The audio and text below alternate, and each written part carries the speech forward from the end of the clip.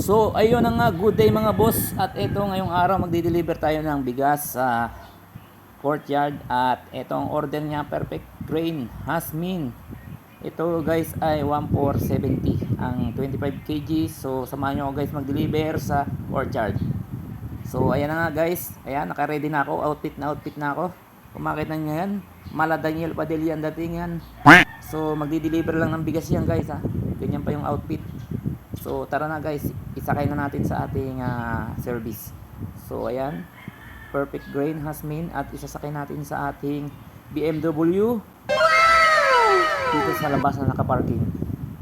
So ayan, kung makita nyo guys yung BMW natin na nakaparking, ayan, dyan natin ilalagay yung ating bigas at i-deliver natin sa courtyard. Yan ang order na ng ating customer, 25 kg perfect grain Hasmin. Tara na guys, at ito na, paalis na tayo. Ayan, drive lang tayo dyan hanggang palabas ng courtyard at deliver natin yung kanyang order para may maisaing na siya at hindi na siya magutom.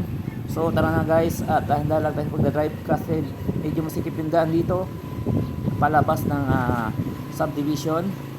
And kung kayo order guys ay just PM lang sa ating page para ma-deliver ko kayo ng bigas at hindi kayo magutom.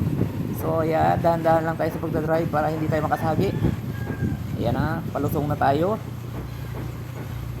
Medyo dahan-dahan lang tayo para hindi tayo maaksidente sa pagdadrive. At iwas checkpoint din kasi marami nag-checkpoint dyan sa bandang kanto dyan. So dahan-dahan lang tayo guys. Nag-text sa atin yung customer at deliverin daw natin ang 25 kg na rice. So i-deliver na natin.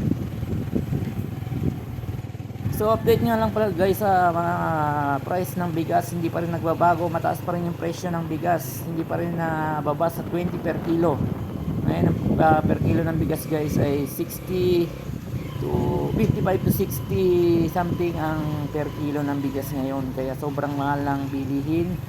At yan ang pangako ni Marcos na 20 kilos ang bigas pero hindi natutupad. So tiis-tiis lang. At eto, ayan guys, nandito na tayo sa ating destination. At check natin yung kung saan yung address i-deliver yan. So ayan, kung makita yan guys, courtyard. So eto na tayo, ibigay na natin yung kanyang bigas. At ayan, nagbayad siya ng 2,000. Ayan, hirap na hirap ako dyan guys. So maghahawak ng camera, nagbablog pa at nagdi-deliver. Double purpose yung ating delivery. So check natin yung kanyang sukli. Ayan o guys, kung nakikita nyo ako na duktaw ng panukli, walang tagawa ang camera kaya sinilid ko lang sa bulsa. Kaya ayan, hirap na hirap ako dyan mag vlog pag susukli na yan. Bigay natin yung sukli kay bossing para makaalis na tayo at na check natin yon. So ayan, i-deliver natin, labas na tayo ng kanyang bahay, sarado din natin ang gate. Ayan guys, ibigay na natin yung kanyang order at ayan, lagay lang natin yung pera kaya hindi malaglag. so ayan guys, Ayan, pinag-deliver natin. Ayan ang BMW natin na service.